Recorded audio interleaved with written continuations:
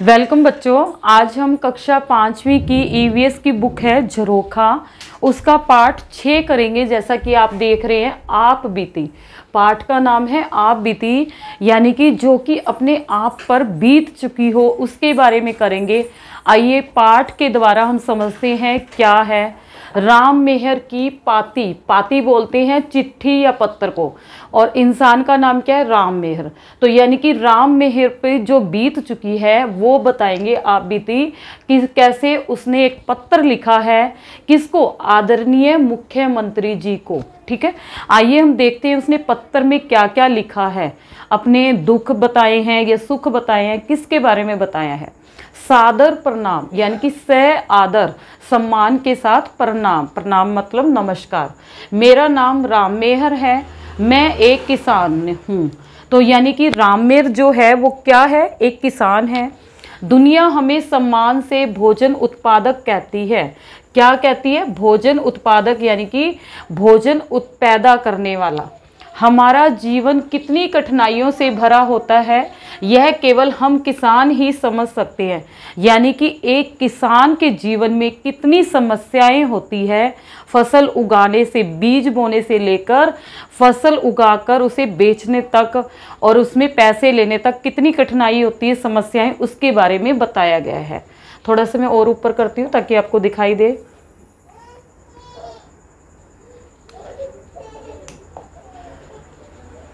यह केवल हम किसान ही समझ सकते हैं, यानी कि जो कठिनाइयाँ होती है वो किसान ही समझ सकते हैं।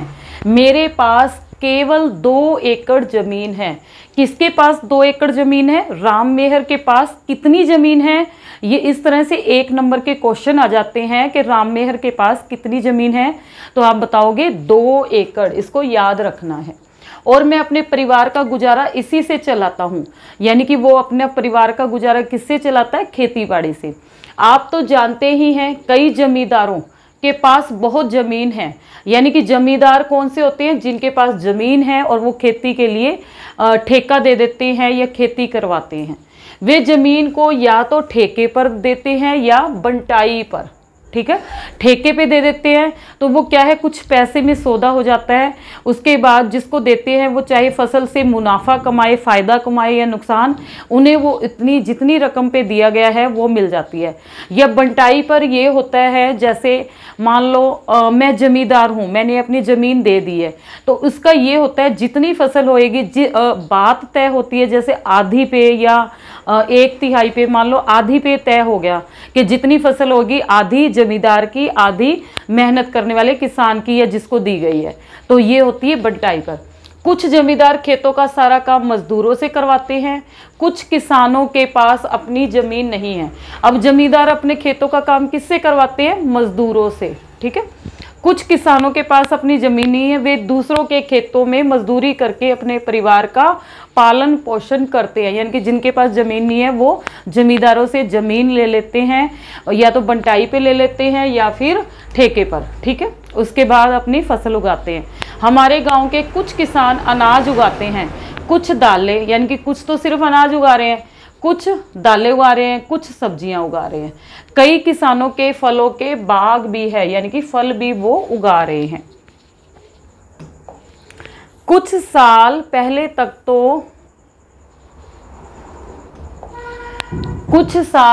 तक तो जमीन की उपज से परिवार का गुजारा हो जाता था, यानी कि कुछ साल तक तो हो जाता था। लेकिन अब एक समान और नियमित वर्षा न होने के कारण, नियमित ये है कि समय समय पर बारिश जब चाहिए ना होने के कारण गुजारा करना मुश्किल हो गया है। मुश्किल का मतलब कठिन हो गया है। लगभग 2 साल पहले हमारे गांव में कृषि वैज्ञानिक आए थे। कृषि वैज्ञानिक क्या होते हैं? जो आपको खेतीबाड़ी से संबंधित तरीके बताते हैं कि इसमें क्या करो, क्या काम करो कि आपकी फसल ज़्यादा हो। उन्होंने बताया था कि ज़्यादा उपज के लिए, ये देखो ज़्यादा उपज होता है फसल के लिए, खाद के साथ साथ सही मात्रा में उर्वरकों और अच्छी किस्म के बीजों का प्रयोग करना चाहिए। क्या बताया कि खाद तो डालनी है, अच्छी किस्म के उर्वरक और अच्छी किस्म के बीज का भी इस्तेमाल करो। और दूसरा, सही समय पर फसलों की सिंचाई और कीड़ों से बचाव का प्रबंध भी जरूरी है। खेत में बार बार एक ही तरह की फसल बोने से मिट्टी में कई पोषक तत्वों की कमी हो जाती है। एक ही फसल बोएंगे तो मिट्टी में क्या होएगी, पोषक तत्वों की कमी हो जाती है। इसलिए फसलों को अदल बदल कर बोना चाहिए। अदल बदल कर होता है बदल बदल कर। मैंने कृषि वैज्ञानिक की बातों को ध्यान रखने का फैसला किया ताकि फसल अच्छी हो। पिछले वर्ष मैंने धान बोया था। धान किसको कहते हैं, चावल को। वर्षा न होने के कारण पड़ोसी किसान के ट्यूबवेल से अपने खेत की सिंचाई की, यानी कि उस साल बारिश नहीं हुई तो उन्होंने क्या किया, अब फसल को क्या है, पानी की ज़रूरत होती है, तो उन्होंने पड़ोसी किसान के ट्यूबवेल से अपने खेत की सिंचाई की। उर्वरक और कीटनाशक खरीदने के लिए मुझे कर्ज लेना पड़ा। अब कृषि वैज्ञानिक ने बताया था कि समय समय पर यह भी डालना चाहिए उर्वरक और कीटनाशक। कीटनाशक क्या होता है, जो कई बार फसलों में कीड़े मकोड़े लगते हैं ना, उससे बचाव के लिए कीटनाशक दवाइयाँ छिड़कते हैं, तो उसके लिए क्या है, उसे कर्ज लेना पड़ा। पर वर्षा की कमी से फसल सूख गई। ठीक है, जब वर्षा कम हुई, बारिश की कमी हो गई तो उसकी फसल सूख गई। आखिर सिंचाई के लिए बार बार पानी कौन देता। अब मान लो एक बार पड़ोसी किसान से आपने सिंचाई कर ली, दूसरी बार कर ली, लेकिन तीसरी बार वो भी मना कर देगा, बार बार नहीं करने देता। कुछ साल पहले भी ऐसी ही स्थिति में अकाल पड़ा था। अकाल क्या होता है, भूखमरी, और भूखमरी की नौबत आ गई। अकाल का मतलब जब फसल नहीं होती और सूखा सा पड़ जाता, तो भूखमरी की नौबत आ गई। नवंबर मास में मैंने गेहूं बोया था। गेहूं की लहलहाती फसल को देखकर मैं फूला नहीं समा रहा था। आप देखोगे गेहूं की फसल अक्टूबर या नवंबर में बोई जाती है और मार्च अप्रैल में काटी जाती है। मैं सोच रहा था कि इस बार फसल अच्छी होगी, कर्ज भी चुका दूंगा और खेत में ट्यूबवेल भी लगवा लूंगा। क्यों लगवाएगा ट्यूबवेल, ताकि वो समय समय पर सिंचाई कर सके। आखिरी सिंचाई के बाद फसल पकने का इंतजार था, यानी कि जब पकने लगी ना तब इंतजार था। कुछ दिनों में कटाई की जा रही थी, लेकिन तेज हवा के साथ हुई मूसलाधार बारिश, मूसलाधार यानी कि लगातार जो बारिश चलती है, और ओलों ने सारी फसल को खराब कर दिया। ठीक है, जब आपकी गेहूं की फसल पककर तैयार है, उस पर बारिश हो रही है मूसलाधार और तेज हवा चलती है, तो वो क्या है, उस हवा के झोंके से और बारिश से वो गेहूं के दाने टूटकर नीचे गिर के खराब हो गई, और जो उस पर लगे रह गए वो बारिश के कारण गिल्ले होने से खराब हो गए।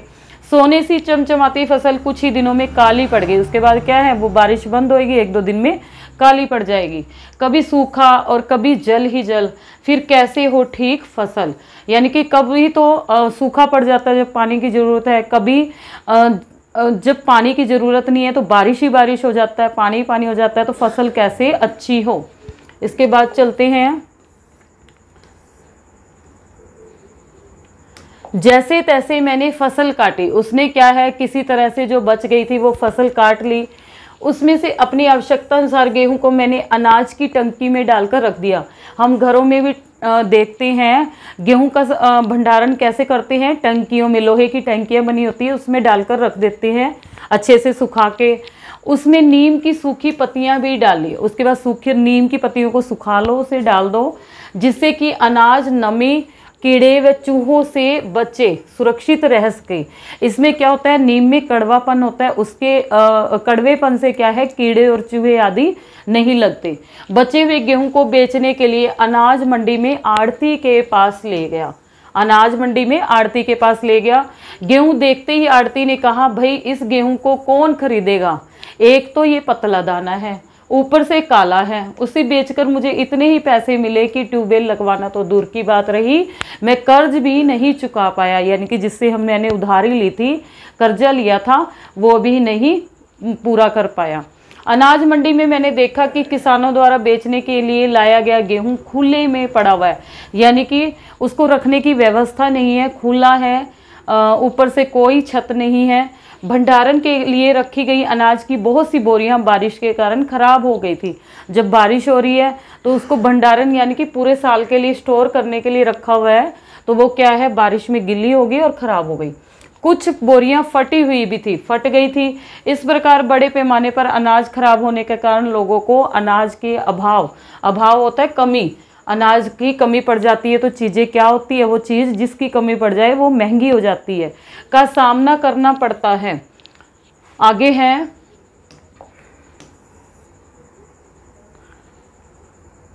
मेरा आपसे निवेदन है कि सरकार द्वारा किसानों के हित में उचित योजनाएं बनवाने का कष्ट करें, योजनाएं, ठीक है, बनवाने का कष्ट करें तथा हम किसानों की खून पसीने की मेहनत से उगाए अनाज के उचित भंडारण की व्यवस्था कराएं।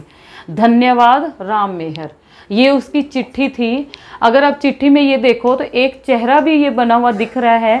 ये जो चेहरा पूरे पाठ में दोनों पेज पे दिख रहा है, ये किसका है, राम मेहर की बारे में है। उसके बाद देखो क्या है, पेज नंबर 39 पे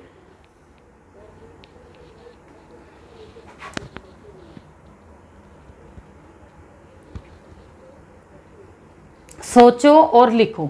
क्या है, सोचो और लिखो। राममेहर के खेतों में धान की फसल क्यों सूख गई थी। अब ये कुछ क्वेश्चन दिए गए हैं, तो किससे सूख गई थी, बारिश न होने के कारण, यानी कि वर्षा की कमी के कारण, ये लिख दोगे। अब ये इसके ये 6 प्रश्न हैं, ये आगे मैं एक एक करके बताती हूँ आपके, जो पाठ में से ही निकले हैं, कैसे करोगे।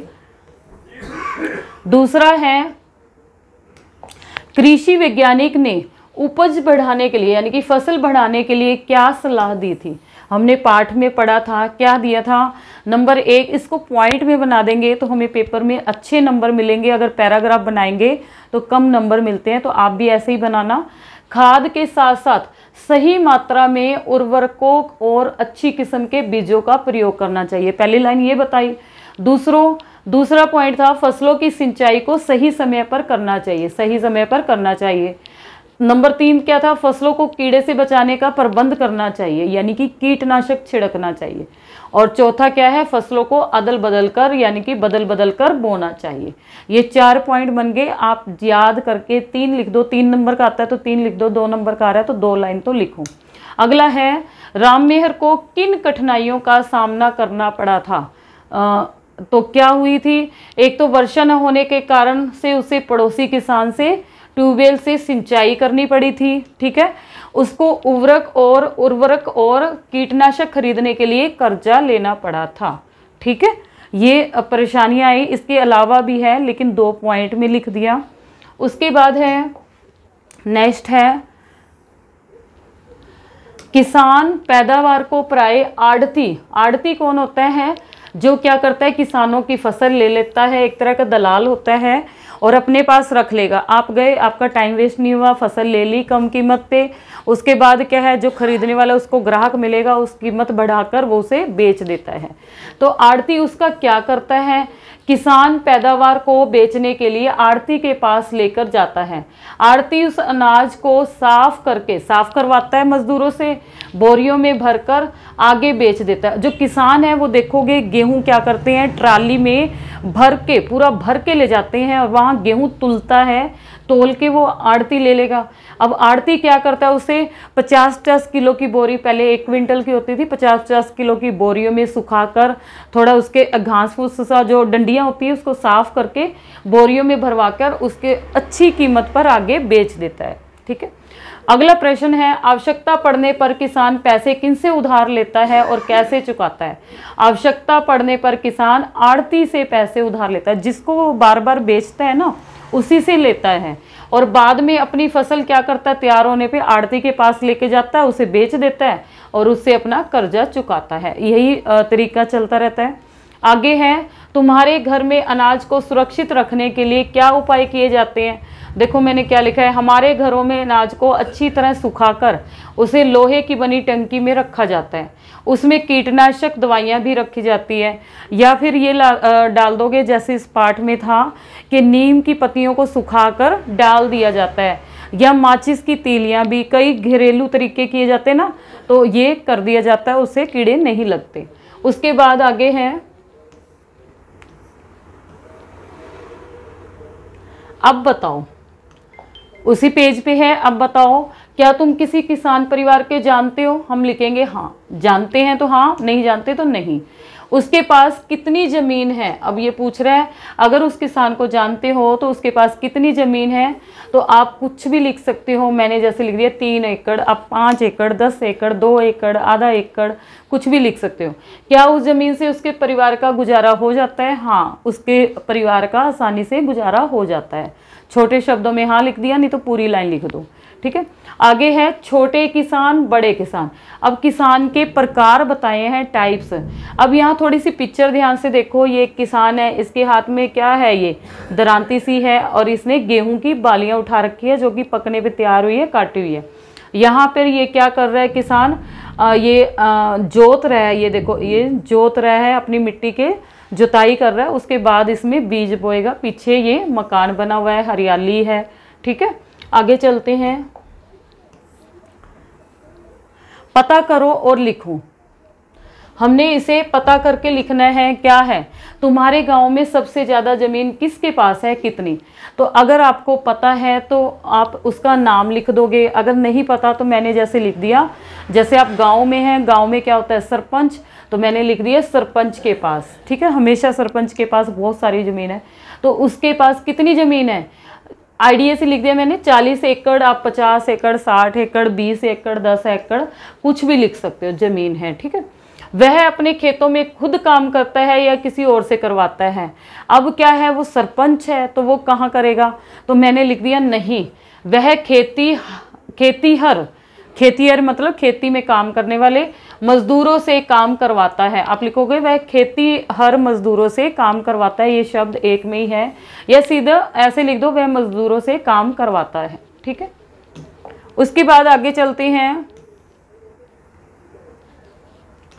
तुम्हारे गांव में कितनी तरह के किसान हैं, कौन कौन से हैं? ठीक है, तो हमने ये बता दिया यहाँ पर 3 तरह के किसान हैं। अब लिख देंगे हमारे गांव में 3 तरह के किसान हैं। पूरे बड़े में लिखना है तो नंबर 1 पे बड़े किसान जिनके पास बहुत ज़्यादा ज़मीन होती है। नंबर 2 पे मंझोले किसान जिनके पास मीडियम सी ज़मीन होती है, मतलब गुजारा। तीसरे हैं छोटे किसान जिनके पास या तो ज़मीन होती नहीं या बिल्कुल छोटा सा टुकड़ा होता है। ठीक है, तुम्हारे क्षेत्र में कौन कौन सी फसलें उगाई जाती हैं? अब आप जहाँ रहते हो वहाँ पता करो कि कौन कौन सी फसलें उगती हैं। जैसे हमारे क्षेत्र में, या आप यही लिख दोगे गेहूँ चावल। गेहूँ चावल तो हर जगह खाया जाता है, ये उग भी रहा है हरियाणा में। सरसों, आलू, प्याज आदि फसलें उगाई जाती है। आदि का मतलब इसके अलावा भी कोई फल वगैरह रह गया है तो उसके लिए हमने लगा दिया। अब क्या है, किसको कितना पानी? देखो 1.25 लाख एकड़ में लगी फसलें बर्बाद। विशेष गिरवाई में बढ़ गई 28,000 हेक्टेयर में 85 करोड़ की बर्बादी। मेवात में ओलावृष्टि की फसलों को भारी नुकसान। यानी कि ये खबरें हैं कि फसलों पे पानी या ओलावृष्टि होने से क्या हुआ, फसलें बर्बाद हो गई हैं। अब देखो क्या है क्वेश्चन, ऊपर दी गई अखबार के खबरों के शीर्षक को पढ़ो और बताओ। ठीक है, हमने ये अखबार के शीर्षक पढ़ लिए। क्या तुम्हारे इलाके में भी बेमौसम बारिश व ओलावृष्टि के कारण फसलें बर्बाद हुई है? अगर आप जहाँ रहते हैं अगर हुई है तो लिखोगे हाँ, नहीं हुई तो लिखेंगे नहीं। कब कब हुई है? तो मैंने लिख दिया इस साल मार्च में बारिश से गेहूं की पूरी फसल बर्बाद हो गई। या फिर अभी पिछले 2-3 दिन से बहुत बारिश हुई तो जिस चीज़ की फसल थी वो बर्बाद हो गई है, वो लिख दोगे। जैसे धान वगैरह की फसल लगी थी, अभी ये जुलाई का महीना चल रहा है ना, तो जुलाई में अभी आज है कितनी तारीख है, आज 18 जुलाई है। ठीक है, तो 18 जुलाई से करीब 10 दिन पहले इतनी मूसलाधार बारिश हुई है कि धान की जो फसल लगी हुई थी वो सारी बर्बाद होगी, या और भी जो किसानों के खेत है वो पानी भरने से खराब हो गए। बेमौसम बारिश व ओलावृष्टि के अतिरिक्त फसल बर्बाद होने के और कौन से कारण होते हैं?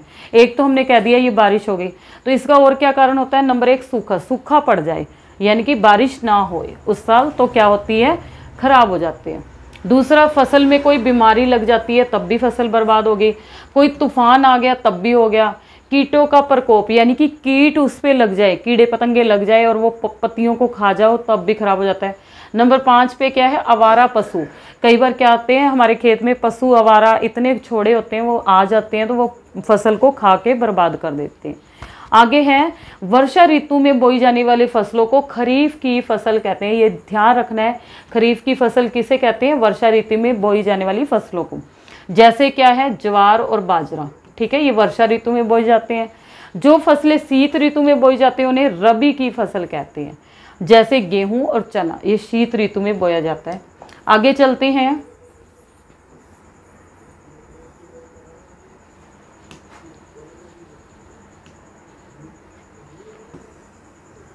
पता करो और लिखो।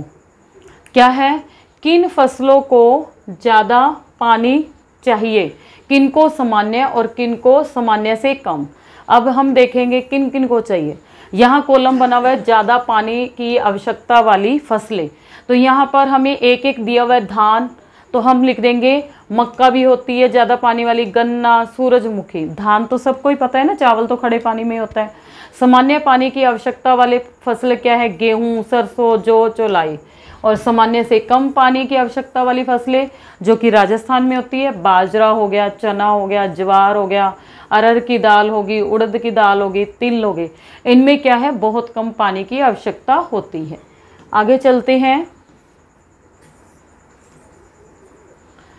तुम्हारे इलाके में किस सिंचाई के लिए किसान केवल वर्षा पर निर्भर रहते हैं या कोई अन्य साधन अपनाते हैं। तो हम अपने आसपास देखते हैं किसान क्या है, वर्षा पर निर्भर नहीं रहते हैं। मैंने लिख दिया नहीं, तो ये लिखेंगे हमारे इलाके में सिंचाई के लिए किसान केवल वर्षा पर निर्भर नहीं रहते हैं। ठीक है, वे सिंचाई के लिए क्या करते हैं, नहर और ट्यूबवेल का इस्तेमाल करते हैं, आदि पर निर्भर रहते हैं। इसको इसी तरह से उतारेंगे। किसान सिंचाई के लिए प्राय किन किन साधनों का प्रयोग करते हैं। तो क्या है, नहरें, ट्यूबवेल, कुएं, तालाब आदि का प्रयोग किया जाता है। अपने आसपास के किसी गांव में जाओ, अगला प्रश्न है जो जाकर वहां जाकर पूछो, कुछ किसानों से मिलो और उनके निम्नलिखित जानकारी इकट्ठे करो। तो मैंने ये एग्जाम्पल के तौर पे लिख दिया अपनी तरफ से। अगर आप सच में जाते हो तो जानकारी इकट्ठा कर सकते हो। जैसे पहला है, किसान का नाम, खुद की खेती है, हाँ तो हाँ लिख देंगे, नहीं तो नहीं। कितनी ज़मीन पर खेती करता है, क्या उगाता है, क्या क्या परेशानियां होती है। जैसे पहला है किसान मोहन, तो उसकी खुद की ज़मीन है, हाँ। कितनी ज़मीन है, 2 एकड़। कुछ भी लिख सकते हो आप, यहाँ पर पता करके लिख सकते हो। मैंने यहाँ उदाहरण के लिए 2 एकड़। क्या उगाता है, गेहूँ और धान, गेहूँ और चावल हो गया। क्या समस्या है उसे, कीटों की समस्या, कीट लग जाते हैं। दूसरा है राज, जिसका नाम है, कुछ भी लिख सकते हो आप नाम, मैंने राज लिख दिया। नहीं, उसकी खुद की खेती नहीं है, उसके पास 5 एकड़ ज़मीन है। गेहूं, धान, गन्ना, सूरजमुखी, सिंचाई की समस्या हो उसे। ठीक है। तीसरा है गुरनाम, उसका हाँ उसकी खुद की ज़मीन है, खेती है, आधा एकड़ है, प्याज, लहसुन और गेहूं उगाता है, फसलों में बीमारी की समस्या है, बीमारियां लग जाती हैं। चौथा है बंतराम, उसके पास हाँ ज़मीन है खुद की, कितनी है, 3 एकड़। क्या लगाता है, धान, गेहूं और मक्का, मजदूरों की कमी की समस्या है। पांचवा है सुखदेव, हाँ 4 एकड़ ज़मीन है, सब्जी लगाता है, धान लगाता है, प्याज लगाता है, धान लगाने की समस्या है, यानी कि उसे मजदूर नहीं मिलते। तो ये मैंने खुद से बनाया हुआ है, आप भी इस तरह से बनाकर इस कॉलम को पूरा कर सकते हैं या सेम टू सेम ऐसे ही उतार सकते हैं। आगे चलते हैं, पेज नंबर 41 हो गया है। 42 पे सोचो और लिखो। सोचकर लिखना है, किसान ने ऐसा क्यों लिखा कि लोगों को अनाज के अभाव का सामना करना पड़ता है, यानी कि अनाज की कमी हो जाती है। क्यों कहा था, जब हम पाठ पढ़ रहे थे, उसकी आप बीती चिट्ठी पढ़ रहे थे, तो उसने बताया था कि किसानों की फसलें बर्बाद हो जाती है, उसका जो भंडारण है वो खुले में है, उसमें बारिश आदि पड़ जाती है तो खराब हो जाता है। क्या लिखा है, क्योंकि किसानों द्वारा बेचने के लिए लाया गया गेहूँ खुले में पड़ा था, अनाज की बहुत सी बोरियां बारिश में खराब हो गई थी गिल्ली होने के कारण। इस प्रकार अनाज खराब होने से अनाज के अभाव का सामना करना पड़ सकता है या पड़ता है। ठीक है, उससे क्या है, इसके दाम बढ़ जाते हैं, कीमतें बढ़ जाती हैं। अगला प्रश्न है, किसी क्षेत्र में अनाज खराब हो जाने की स्थिति में उसकी भरपाई कैसे होती है, होती होगी। तो क्या है उत्तर, पूरी तरह से तो भरपाई नहीं होती। अगर मान लो अनाज खराब हो गया, भरपाई करना तो मुश्किल है, परंतु ऐसी स्थिति में सरकार किसानों को कुछ मुआवजा देती है, यानी कि पूरा मुआवजा ना देकर कई बार क्या करती है सरकार, कुछ राशि दे देती है। ठीक है, तो उनकी थोड़ी बहुत भरपाई हो जाती है। आगे है, आओ ये भी करें। ठीक है, इसमें क्या है, नीचे कुछ शब्द दिए गए हैं, इनके बारे में एक एक वाक्य लिखने हैं। इनमें ध्यान से देखोगे तो शब्द दिए गए हैं, तो इनके बारे में एक एक वाक्य लिखना है। तो अभी हम बनाते हैं क्या क्या वाक्य लिखने हैं। पहला है भूखमरी। भूखमरी किसे कहते हैं? यह एक ऐसी स्थिति है जिसमें लोगों को गरीबी या फिर अन्य हालात में क्या है, जैसे अकाल पड़ गया, सूखा पड़ गया या बारिश हो गई, तो में शरीर को पूरा भोजन नहीं मिलता, जितना भोजन चाहिए कमी हो जाती है अनाज की, तो उसको पूरा भोजन नहीं मिल पाता, तो इसलिए क्या है, इसे भूखमरी कहते हैं। जैसे पीछे कोरोना काल आया था, लोगों के पास पैसे भी थे तो कई बार उनको क्या है, दूध नहीं मिलता था, जितना चाहिए उतना नहीं मिल पाता था, पीछे से सप्लाई नहीं आती थी, तो इसलिए क्या है, उसे भूखमरी वाली स्थिति हो जाती है। नंबर 2 है अकाल। अकाल क्या कहते हैं, वर्षा न होने का कारण खाद्यान्न क्या है, जितने भी खाने पीने की चीज़ें हैं और पेयजल पीने का पानी है का संकट पैदा हो जाता है। ठीक है, जब बारिश ना होए तो फसलें नहीं उगती, तो जो अनाज है वो कम होगा और खाने पीने का संकट पैदा हो जाएगा। भंडारण क्या कहते हैं, अनाज को संग्रहित करके रखना, यानी कि संभाल के रखना। फसलों का हेर फेर, यानी कि फसलों को अदल बदल कर बोना। आगे हैं, उन खाद्यान्नों के नाम पता करो और लिखो जिनका हरियाणा निर्यात करता है। निर्यातकर्ता का मतलब दूसरी जगह पर भेजता है, तो दूसरी जगह पे क्या भेजेगा, जो उसके खुद के होगा वही तो वो दूसरों को भेजेगा। तो क्या क्या भेजता है वो, गेहूं, चावल, कपास कहते हैं रुई को, चीनी, सूरजमुखी, प्याज आदि लिखने से मतलब जो बच गए हैं वो। आयात करता है, आयात मतलब जो चीज़ें उसके पास नहीं है वो क्या है, दूसरे जगह से लेगा, तो वो क्या लेता है, दालें, मसाले, सेब, संतरा, लीची आदि। ठीक है, उसके बाद है चर्चा करो। फसलें खराब होने से किसानों के जीवन पर क्या प्रभाव पड़ता है, आइए ये देखते हैं।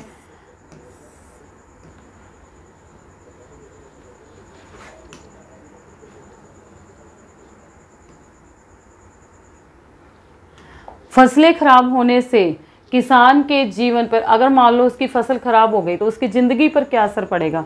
क्या होता है, किसान कर्ज के जाल में फंस जाते हैं, यानी कि उन्होंने कर्ज लेके तो फसल उगाते हैं, तो वो उसके जाल में फंस गए, निकल ही नहीं पाए।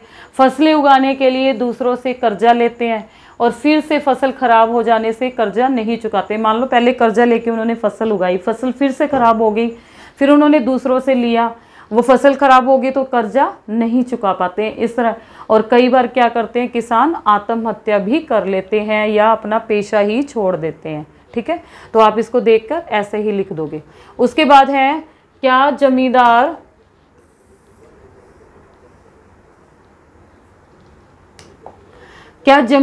भी इससे प्रभावित होते हैं, यानी कि अगर किसान कर्जा नहीं चुका पाता तो इससे जमींदारों का असर पड़ता है, नहीं। ठीक है, क्योंकि वे अपनी ज़मीन किसानों को देकर रखते हैं, फसल अच्छी हो या बुरी या ना हो, वह ठेके के पूरे पैसे ले लेते हैं। जो जमींदार होते हैं ना, जितने रेट पे देते हैं तो वो अपने पैसे या अपना हिस्सा पूरा ले लेते हैं। ठीक है, तो उसको कोई फ़र्क नहीं पड़ता। अगला प्रश्न है, किसान का अनपढ़ होना भी कठिनाइयों पैदा करता है, कैसे। अब देखो, आजकल पढ़ाई लिखाई की हर जगह ज़रूरत है। किसान कैसे है, किसान सरकार की सभी योजनाओं का लाभ नहीं उठा पाते। अगर वो पढ़ा लिखा नहीं है तो वो किसी भी योजना का या स्कीम का फ़ायदा नहीं उठा पाते, उनको जानकारी नहीं होती। वह साहूकार से कर्ज लेने चला जाता है और उसके जाल में फंस जाता है। अगर उसके जानकारी होगी तो सरकार कितनी स्कीमें निकालती है जिसके तहत किसान को पैसे मिलते हैं, फसल उगाने के लिए लोन मिलता है, तो वो उसका लाभ उठा सकेगा। ठीक है, दूसरा, किसान क्या है, अगर अनपढ़ होगा तो वह अपने लेन देन का हिसाब नहीं कर पाएगा। ठीक है, ये उसके लिए कठिनाई होती है। आगे चलते हैं, क्या मुआवजों के पैसे से किसान के नुकसान की भरपाई हो जाती है, हमने पढ़ा था। के कुछ पैसे मिलते हैं, तो उससे क्या है, पूरी भरपाई नहीं होती, उसका नुकसान पूरा नहीं भरता है। ठीक है, उससे आगे चलते हैं। चित्रों को देखो और लिखो कि आवश्यकता से अधिक वर्षा, यानी कि जितनी ज़रूरत है उससे ज़्यादा बारिश हो जाए, या वर्षा की कमी से लोगों के जीवन तथा फसलों पर क्या प्रभाव पड़ता है, जीवन पे और फसल पे। यहाँ देखो अधिक वर्षा का प्रभाव, यहाँ कॉलम बना हुआ है, ये घर है, इस पे ये बारिश दिखा रखी है। यहाँ पर क्या है, वर्षा की कमी, ये ज़मीन है, जब सूरज ही निकला हुआ है और उसकी किरणों से क्या है, ज़मीन में दरारें पड़ गई हैं, इतनी तेज़ गर्मी है। तो दोनों का हमें प्रभाव बताना है कि क्या है। चलिए करते हैं इसको। अधिक वर्षा का प्रभाव, क्या प्रभाव पड़ता है और किस पे बताना है, ये ध्यान रखना है। जीवन, हमारे जीवन और फसल पर क्या प्रभाव पड़ता है उसको हमने देखना है। आइए देखते हैं। पहला है अधिक वर्षा होने से क्या प्रभाव पड़ता है। पहले तो क्या आएगा, बाढ़ आ जाती है। ठीक है, दूसरा क्या होएगा, जिनके कच्चे घर हैं वो टूट जाते हैं, फसलें जो होती हैं पकी हो या कुछ भी तैयार हो वो पूरी तरह से तबाह हो जाती है, बर्बाद हो जाती है, नष्ट हो जाती है। भूस्खलन हो जाता है, बारिश में आपने देखा होगा ज़मीनें खिसक जाती हैं, मिट्टी है वो बह जाती है, तो इसे बोलते हैं भूस्खलन। कई बार ज़रूरी घरेलू सामान भीगकर ख़राब हो जाता है, यानी कि बारिश हो जाती है, हमारे घरों में पानी आ गया या टप टप चू रहा है, तो हमारे घर में जितने भी घरेलू सामान हैं, पानी की बूंद भी पड़ेगी वो भीग जाने से क्या होता है, ख़राब हो जाता है। अगर वर्षा की कमी हो जाए तो उसका क्या प्रभाव पड़ता है, एक तो इससे क्या होगी, फसल ही नहीं होगी, अकाल पड़ जाता है। दूसरा, पीने के पानी की समस्या हो जाएगी, जब पानी नहीं है तो पानी की समस्या हो जाएगी। तीसरे, फसलें तबाह हो जाएंगी, यानी कि जब पानी नहीं है, सिंचाई नहीं हो रही तो फसल बर्बाद हो जाती है, जिससे चीज़ें महंगी हो जाती है, महंगी मिलती है हमें। चौथी क्या है, उससे क्या है, फसल ही नहीं हुई तो भूखमरी की समस्या आ जाती है, विकराल रूप धारण कर लेती है।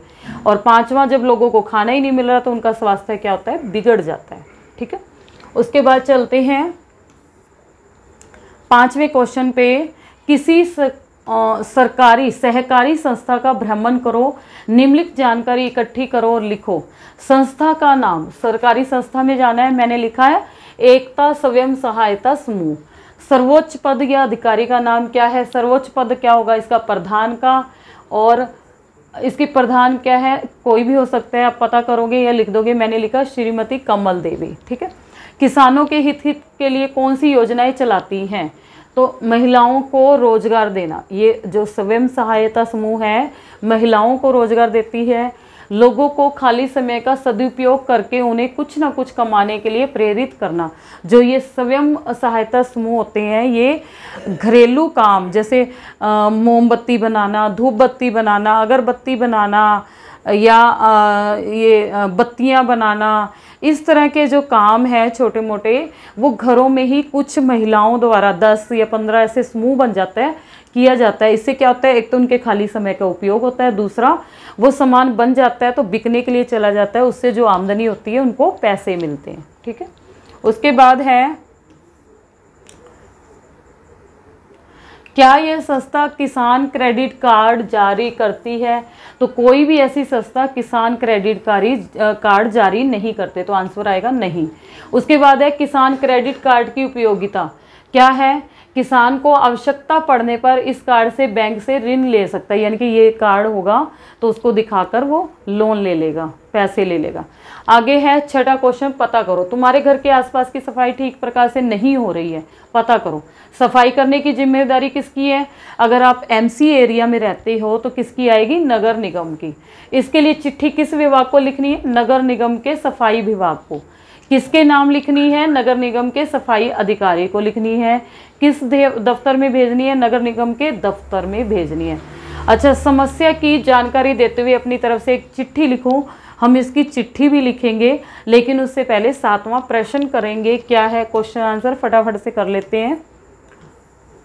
कारण बताओ, फसलों को अदल बदल कर बोना चाहिए, इसका कारण क्यों है, क्योंकि अदल बदल कर बोने से क्या है, भूमि की उपजाऊ शक्ति बनी रहती है। ठीक है, भूमि की जो उपजाऊ शक्ति है वो बनी रहती है। उर्वरकों और कीटनाशकों का समुचित मात्रा में प्रयोग करना चाहिए, यानी कि उचित मात्रा में प्रयोग करना चाहिए, क्योंकि उचित मात्रा में पैदावार प्रयोग करने से पैदावार फसल बढ़ाती है। लेकिन इसका हम ज़्यादा प्रयोग कर लेते हैं तो क्या होता है, भूमि बंजर बन जाती है और फसल भी हमारी बर्बाद हो जाती है। तीसरा है, उपज बढ़ाने के साथ साथ उसका उचित भंडारण भी आवश्यकता है। कैसे? कई बार उचित भंडारण व्यवस्था न होने से अनाज बर्बाद हो जाता है। हमने देखा था कि वो गेहूं खुले में पड़ा था, बोरियां उसकी कटी हुई थी, बारिश पड़ने से खराब हो गया। फिर यह 1-2 वर्ष बाद, अब जो खराब गेहूं है वो 1-2 साल के बाद उसे जानवर भी नहीं खाते, पशुओं के खाने के लायक नहीं रहता है। इसलिए उचित भंडारण की हमें आवश्यकता होती है। ठीक है, उसके बाद नेक्स्ट चलते हैं। क्या है, हमने चिट्ठी लिखनी थी ना, वो हम यहाँ लिखेंगे। समस्या की जानकारी देते हुए अपनी तरफ से एक चिट्ठी लिखो। तो हम लिख रहे हैं सेवा में। जब भी चिट्ठी लिखोगे ये उसका एक डिजाइनर रूप है, इसे लिखेंगे। अब जैसे खंड विकास एवं पंचायत अधिकारी, मैंने यहाँ पे डाला है पंचकुला की एक जगह है बरवाला गांव। ठीक है, तो वहाँ से डाला है, हम गांव में रह रहे हैं। सेवा में खंड विकास, अब ये बरवाला एक खंड है तो हमने खंड विकास एवं पंचायत अधिकारी, गांव की तरफ से डाल रहे हैं तो पंचायत होती है वहाँ पे, और जो एमसी नगर का एरिया होता है तो वहाँ नगर निगम होता है। तो ये ध्यान रखना है, हमने गांव का नाम डालना है। पंचकुला के अंदर बरवाला गांव आता है, तो ये खंड विकास एवं पंचायत अधिकारी को डाला है। आप जहाँ भी रह रहे हो वहाँ के हिसाब से डालो। विषय क्या करना है, गली की सफाई ठीक से न होने व उसके निवारण हेतु, यानी कि एक तो ये जानकारी देनी है कि हमारे गले की सफाई नहीं हो रही और उसका हल निकालना है, निवारण, ताकि बीमारियां ना हो। आगे लिखेंगे श्रीमान जी, यहाँ अधिकारी लिखा है श्रीमान जी। निवेदन है कि मैं राजीव कुमार, अपना नाम लिखना है, आपके खंड बरवाला के गांव जलोली का रहने वाला हूँ।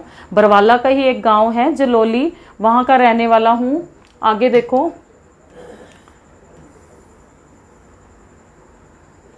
मैं स्कूल के से होकर मंदिर की ओर जाने वाली गली में रहता हूँ। ठीक है, कई दिनों से सफाई कर्मचारी सफाई करने नहीं आया है, जिससे नालियों में मिट्टी व कीचड़ जमा हो गया है, या प्लास्टिक भी लिख सकते हो, पॉलीथीन भी उड़ उड़ कर। नालियों में मक्खियाँ व मच्छर पैदा हो गए हैं और बदबू भी आती है। ऐसी स्थिति में कोई भी बीमारी की चपेट में आ सकता है, चाहे वो बच्चा हो या बड़ा हो। अतः आपसे निवेदन है कि आप स्वयं आकर इसका निरीक्षण करें, निरीक्षण यानी कि जांच पड़ताल करें और सफाई करवाने की कृपा करें। उसके बाद सफाई के लिए सफाई कर्मचारी को आदेश दें ताकि वो सफाई करे। तो उसके बाद क्या आएगा, नीचे एक तरफ आ जाएगा दिनांक जैसे आज 18 जुलाई है 2023 है, तो मैंने 18/7/2023। निवेदक क्या है, ऊपर राजीव कुमार नाम आया था, आपने देखा होगा। सुपुत्र मैंने लिख दिया संजीव कुमार, यानी कि उसके फादर का नाम, पिताजी का नाम आ जाएगा।